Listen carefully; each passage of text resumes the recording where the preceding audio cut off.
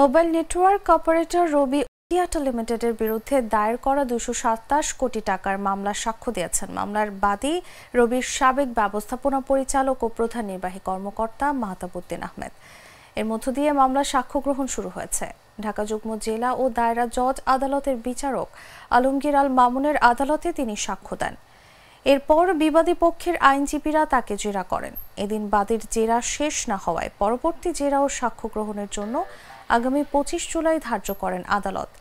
2022 সালের 22 আগস্ট সাবেক কর্মকর্তা মাহতাবউদ্দিন আহমেদ অবসর সুবিধা ও অন্যায়ভাবে চাকরিচ্যুতির ক্ষতিপূরণ বাবদ প্রতিষ্ঠানটির কাছে এই টাকা চেয়ে মামলা করেন।